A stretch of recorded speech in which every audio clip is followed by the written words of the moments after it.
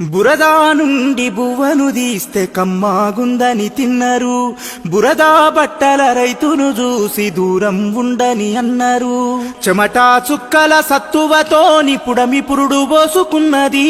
కంటి పాపల కావలిలోనే పంట రాసి నెలకొన్నది.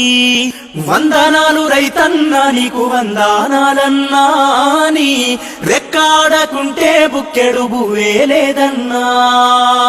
వందనాలు రైతన్నా నీకు వందనాలన్నా, నీ రెక్కాడకుంటే బుక్కెడు బువ్వే లేదన్నా.